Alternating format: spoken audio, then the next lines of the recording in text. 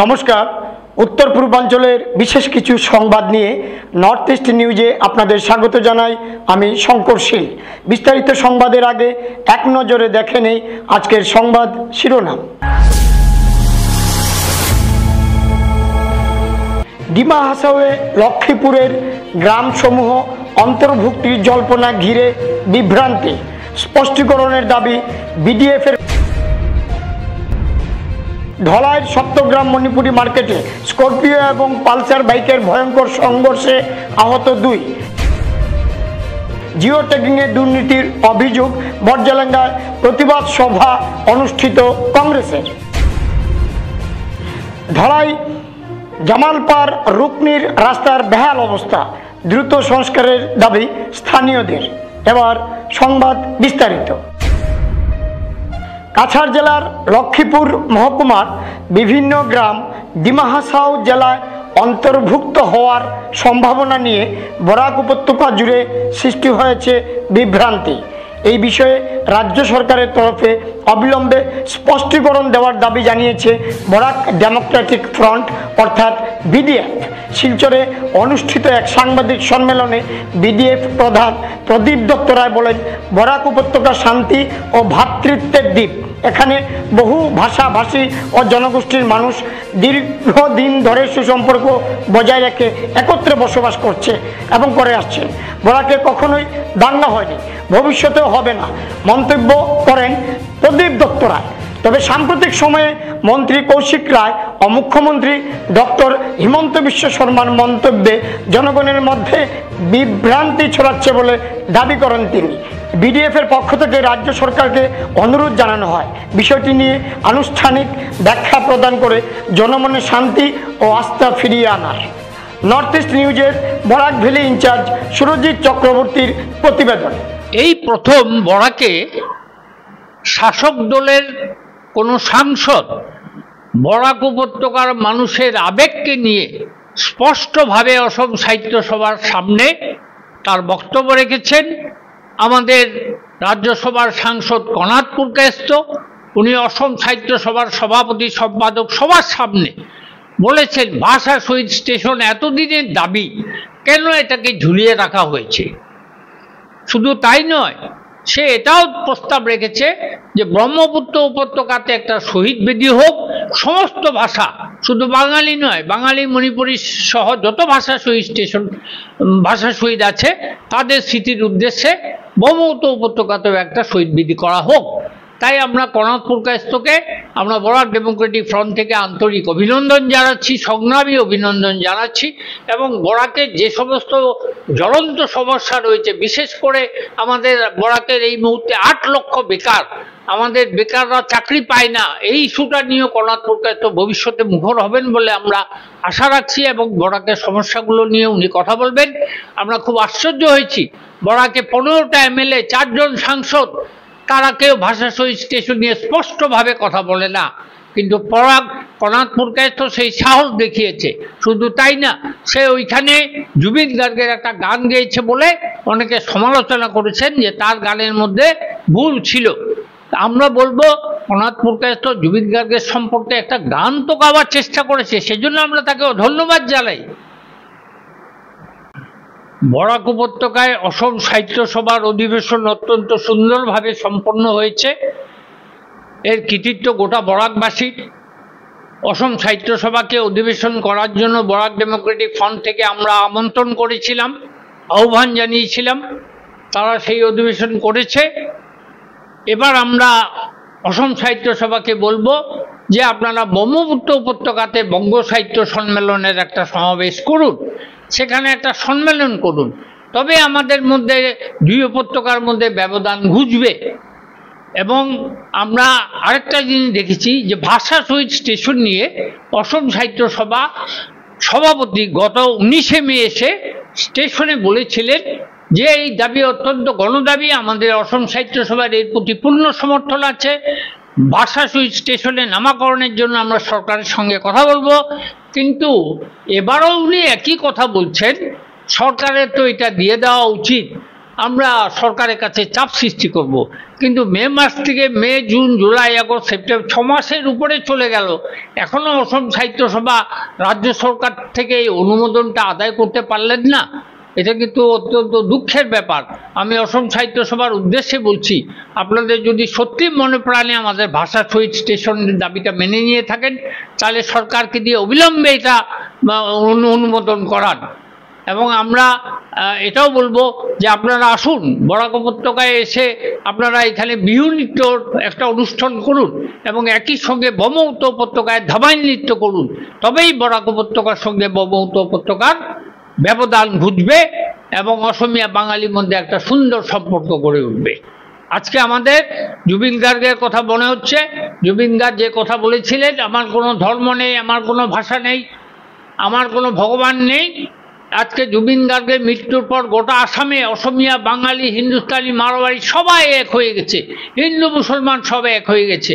আমরা সারা আসামের মানুষের কাছে আবেদন করব যে জুবিন গার্গ যে কথাটা বলে গেছে সেটা যেন আসামের জনগণ, বরাক ব্রহ্মপুত্র উপত্যকার জনগণ সেটা যাতে মেনে চলে। কি আপনার ঘর কিংবা প্রতিষ্ঠানকে সুন্দর করে গড়ে তুলতে চাইছেন আর সাথে চাইছেন ভালো ও সুলভ মূল্যে প্রয়োজনীয় সামগ্রী ক্রয় করতে? তাহলে দ্বিতীয়বার না ভেবে আজই চলে আসুন শিলচরের দাস কলোনিতে অবস্থিত ঋতুরাজ ট্রেডিং কোম্পানি অথবা সোনাই রোডের খালেদ ভবনের বিপরীতে বাইক সেন্টারের পাশে সমীক্ষা ট্রেডিং কোম্পানি। এই উভয় স্থানে tiles, sanitary items, chimney, water purifier, CPVC, uPVC, PVC items, ডোর উডেন, সিনটেক্স সহ অনেক বিখ্যাত ব্র্যান্ডের সামগ্রী সুলভ মূল্যে পাওয়া যায়। আপনারা আসুন, যাচাই করুন ও ঘরকে সুন্দর করে গড়ে তুলুন। বিশদ বিবরণের জন্য যোগাযোগ করুন 9401432969 ও 6377990269 নম্বরে। ধন্যবাদ। আজ সকাল আনুমানিক 9টা ধলাই থানা এলাকার সত্যগ্রাম মণিপুরি মার্কেটের শিলচর আইজল জাতীয় সড়কে স্করপিও এবং পালসার বাইকের ভয়ঙ্কর সংঘর্ষে গুরুতর আহত হয়েছেন দুজন।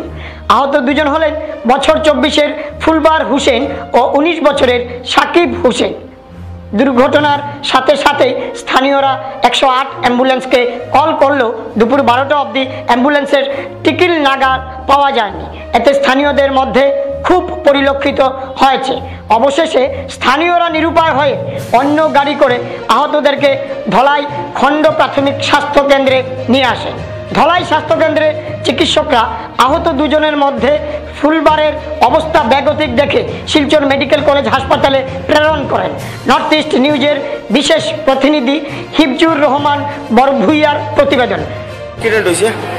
নাম ফুলবার হোসেন আর সাদিক হোসেন বেশি খেয়ে জখম হয়েছে। বেশি ঘটনা হয়েছে ফুলবার হোসেন। বয়স কত হইব? বয়স 24 হইব। আর এটার 19 হইব। আচ্ছা, তো কোন জায়গাতে হয়েছে অ্যাক্সিডেন্ট? অ্যাক্সিডেন্ট হয়েছে মার্কেটও। কিতা কিতা গাড়ি? তো স্করপিও আসলো আর পালসার বাইক আসলো।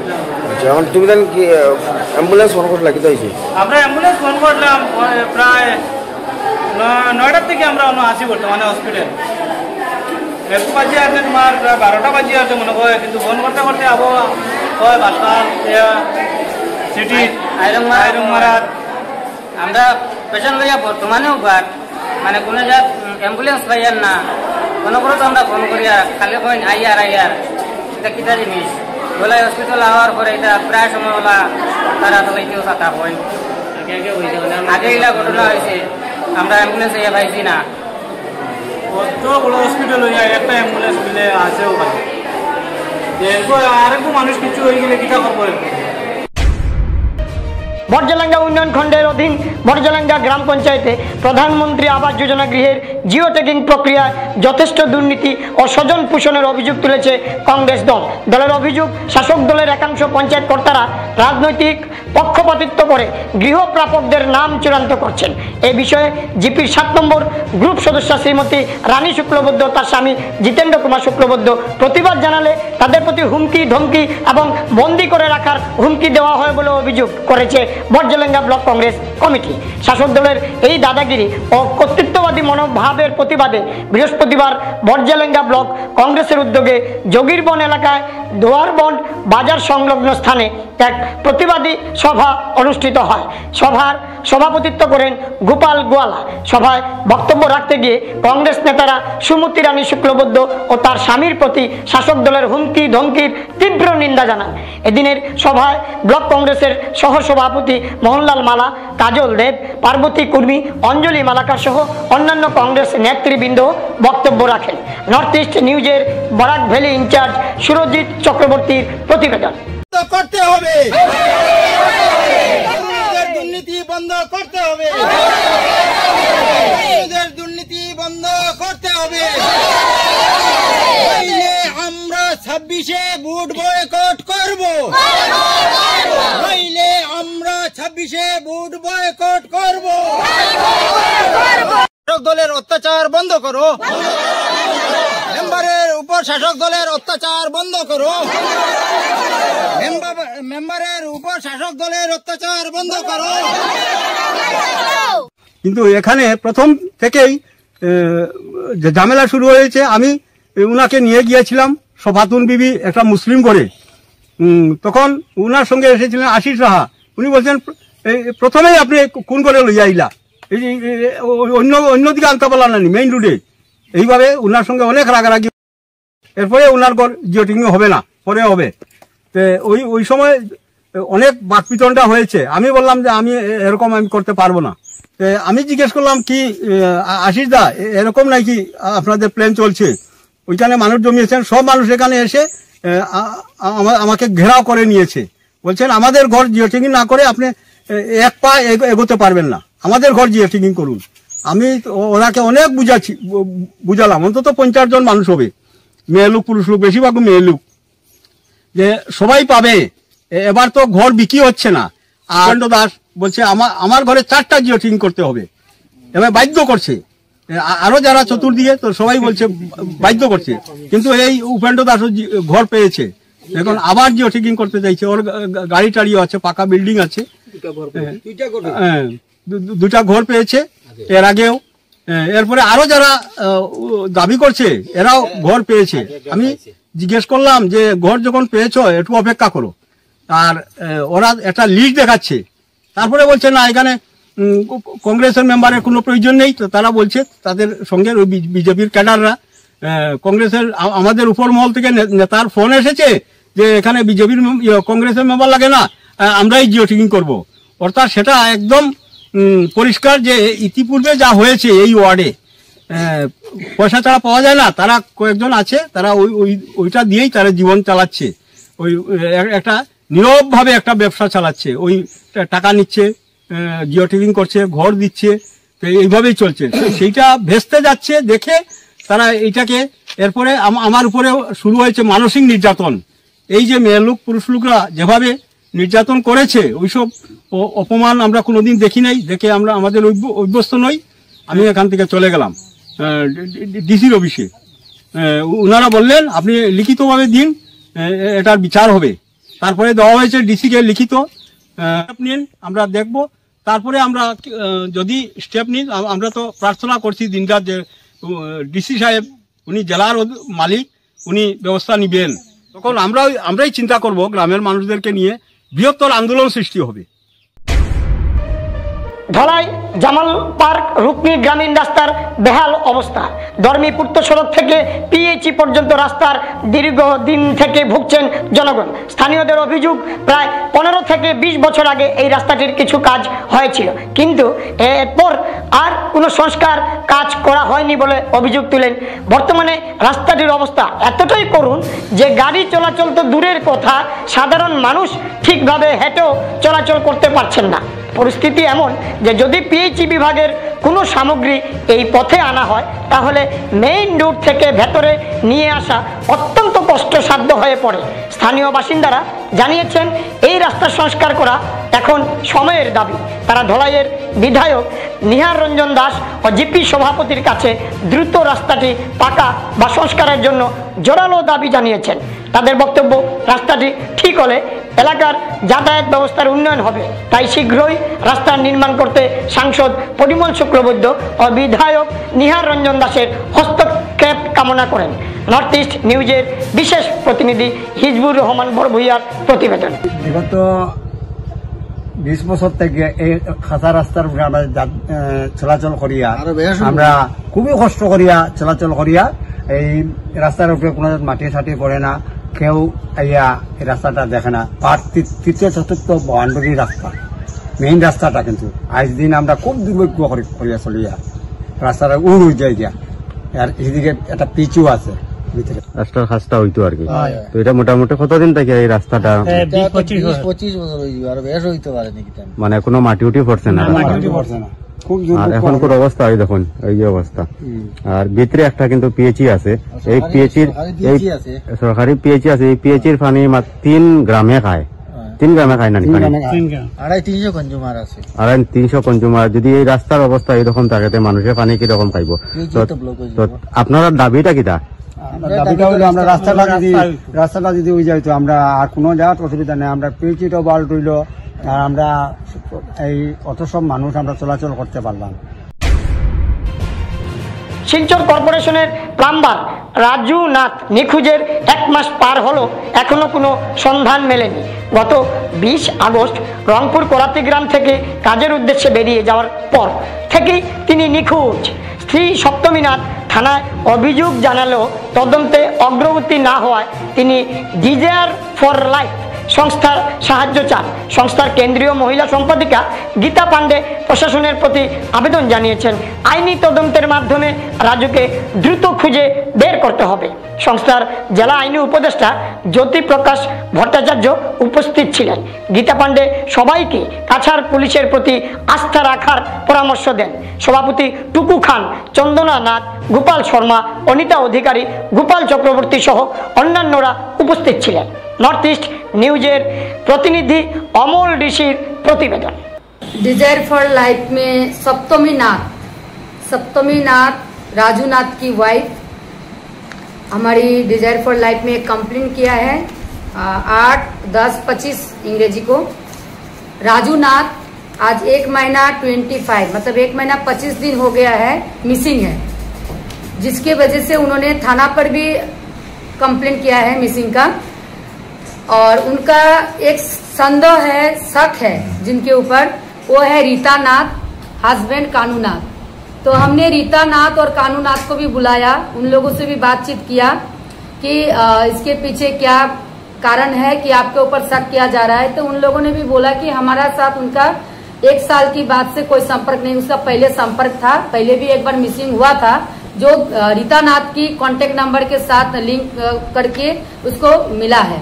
बट इस बार उनका साथ कोई संपर्क नहीं है, ये उन लोगों ने कहा। बट हमारी बात ये है कि 1 महीना 25 दिन हो गया, पुलिस में भी ये मिसिंग FIR दिया हुआ है, बट अभी तक राजू नाथ का कोई खबर नहीं है। तो मैं पुलिस प्रशासन और सरकार से ये निवेदन करती हूँ, ये मांग रखती हूँ कि सप्तमी नाथ का जो हस्बैंड है राजू नाथ, वो कहीं पर भी हो, उनको तहकीकात करे, अच्छे से तदंत करके उसको निकाला जाए। क्योंकि आजकल इतना बड़ा दुर्घटनाएं घट रहे हैं। कुछ दिन पहले से कंटिन्यू हम लोग न्यूज के माध्यम से देख रहे हैं कि कहीं ना कहीं किसी ना किसी का मौत हो रहा है, कोई भी बड़ा दुर्घटना घट सकता है। सप्तमी नाथ का एक बच्चा भी है, और साथ ही साथ जिनके ऊपर शक है, उनका जिनके ऊपर ब्लेम किया जा रहा है, उन लोगों का भी कहना है कि हमको झूठा इल्जाम लगाया जा रहा है। तो अगर राजू नाथ निकलेगा तभी पता चलेगा कि हम लोग इसमें जड़ित तो है या नहीं। इसमें मैं सरकार से यही प्रार्थना करूंगी कि सरकार अच्छी तरीके से तहकीकात करके राजू नाथ को निकाला जाए, क्योंकि दुर्घटना कभी भी घट सकता है। সংবাদ শেষ করার আগে আরো একবার দেখে নেই আজকের সংবাদ শিরোনাম। ডিমা হাসাওয়ে লক্ষ্মীপুরের গ্রামসমূহ অন্তর্ভুক্তির জল্পনা ঘিরে বিভ্রান্তি, স্পষ্টীকরণের দাবি বিডিএফ। ধলাইয়ের সপ্তগ্রাম মণিপুরি মার্কেটে স্করপিও এবং পালসার বাইকের ভয়ঙ্কর সংঘর্ষে আহত 2। জিও ট্যাগিংয়ে দুর্নীতির অভিযোগ, বর্জালেঙ্গায় প্রতিবাদ সভা অনুষ্ঠিত কংগ্রেসের। ধলাই জামালপাড় রুকনির রাস্তার বেহাল অবস্থা, দ্রুত সংস্কারের দাবি স্থানীয়দের। এসিসি নেটওয়ার্কে 24 ঘন্টা নর্থ ইস্ট মিডিয়ার বিভিন্ন সংবাদ, সঙ্গীত, নৃত্য, আসন, ক্রীড়া, চলচ্চিত্র, বিনোদনমূলক বিভিন্ন বিষয় প্রচারিত হয়ে থাকে। আপনাদের যে কোনো বিজ্ঞাপন, সংবাদ, সঙ্গীত ইত্যাদি প্রচারের জন্য আমাদের সাথে যোগাযোগ করুন। এসিসি নেটওয়ার্কের পাশাপাশি সোশ্যাল প্ল্যাটফর্ম ইউটিউব ও ফেসবুকে নর্থ ইস্ট নিউজ বাংলা নামের পেজও আমাদের সংবাদ প্রচারিত হয়ে থাকে। সেখানে কমেন্টের মাধ্যমে আপনার মোবাইল ফোন নাম্বার তুলে ধরুন, আমাদের প্রতিনিধি আপনাদের সাথে অবশ্যই যোগাযোগ করবেন। ভারতের উত্তর পূর্বাঞ্চলের পাশাপাশি অন্যান্য স্থানের বিশেষ কিছু খবরের জন্য দেখতে থাকুন নর্থ ইস্ট নিউজ। ধন্যবাদ।